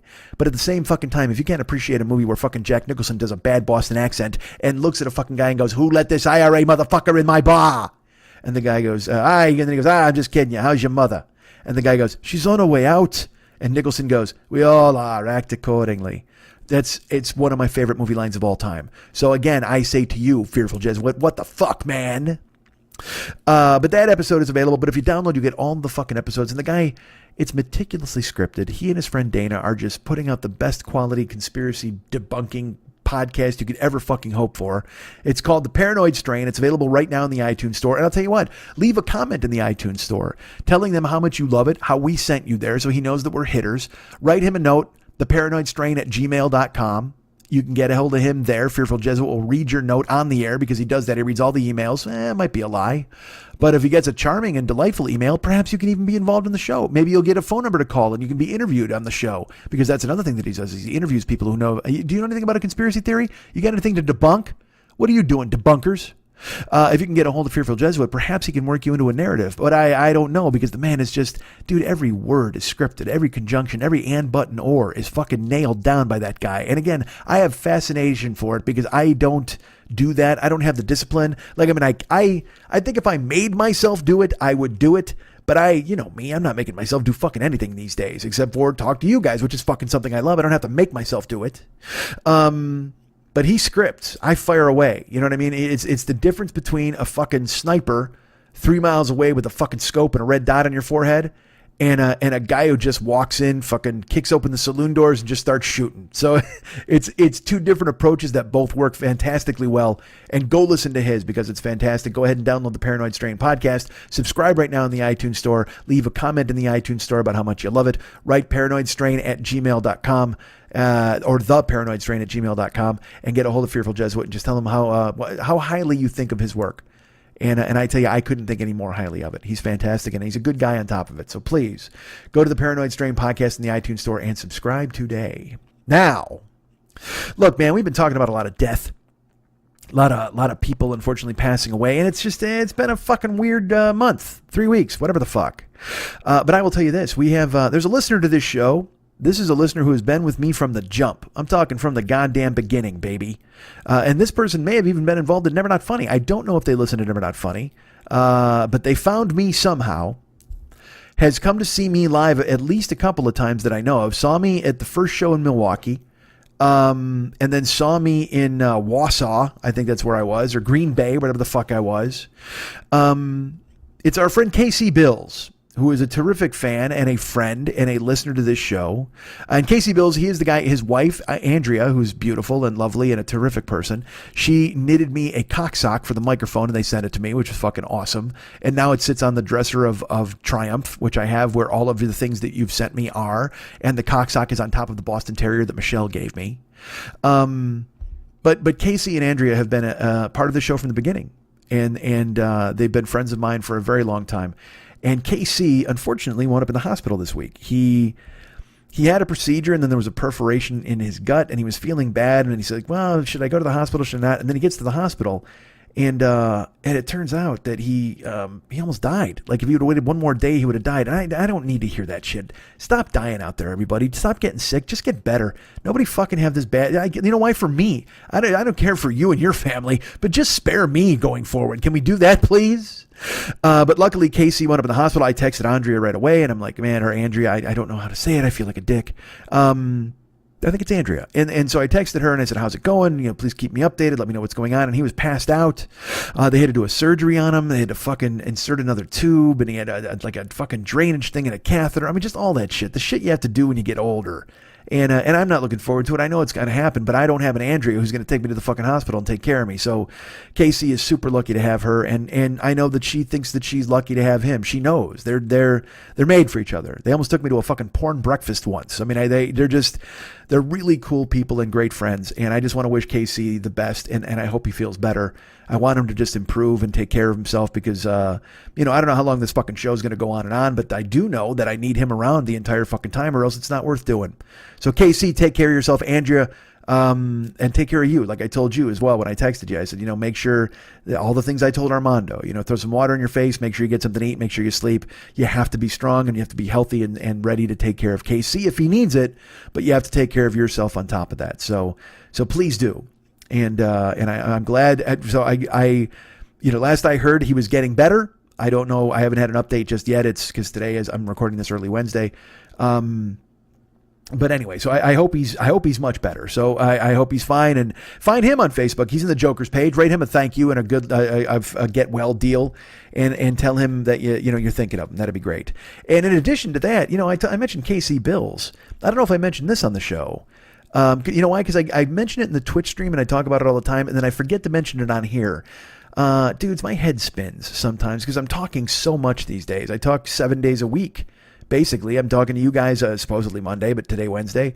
In the last few weeks, it's been in play. But every other time I'm streaming to you guys. I'm talking to you guys on the stream. So our buddy Murph, Casey, I mentioned him earlier when I was talking about who comes to Twitch. Our buddy KC Murphy. Look at the KC's getting all fucking racked out. KC's another guy. He was like, I might have indigestion. He goes in, he needs a fucking heart valve or a stent or whatever the fuck he's got. He's got a bum ticker. So they lay him out. He sends me a picture where, where he's, he put it online somewhere. It might have been on the Joker's page where he's in a fucking hospital gown and he's laying out and he has to go in and get a procedure right away. And then he goes home and he's weak. And again, the first day back, he's trying to do laundry and his girl's trying to tell him, hey man, you can't fucking do this. She's taking care of him and trying to fucking sit him down. And he's too antsy, but man, he's much better now because he pops into the chat room and he tells me that he's progressing. He's doing well. And I'm happy for that, and he's another guy though. He's been around from the beginning. This is a guy, he came to see me and Pardo in fucking Peoria when I did the Great White Jokes, for fuck's sake. I mean, he was there. We closed down some theater that's not there anymore. And he sent me actually a t-shirt from that theater, which was fucking amazing. And I have that hanging in my closet, the fucking Burberry. I don't know what the fuck it is, but it's Brewster's, maybe. Brewster's is the club. I could be wrong. Regardless, KC Murphy has been around this show from the beginning as well. He was also on Never Not Funny, a fan and a listener and a friend. And he also got hit by something, man. And he got laid up and he's much better now, but still on the Joker's page, reach out to him, man, and tell him that, you care and everybody cares. I care, everybody cares. And that's the message, man. You care, everybody cares. We care about the KCs, whether it's a Murphy or a Bills, whether it's an Andrea, whoever the fuck it is, anybody out there. We cared about Armando. We cared about everybody because, again, a community. And I like to say, I always joke around, it's more of a gang than a community. We're having fun. But no, man, seeing it on Twitch and having people come in and just talk to one another and seeing you guys on the Joker's page, and I'm probably not as active there as I should be, and not probably, I mean, of course I'm not. But Facebook, honestly, it kind of depresses me these days. So I got to navigate to the joke. You guys don't. The Joker's page is like my refuge. Everything else is a fucking whiff. But yeah, man, two of ours took one. They each took a fucking beating, but they're up and around. As far as I know, the KCs, the KC twins, baby. The KC masterpieces. Oh, look at me going for the sauce.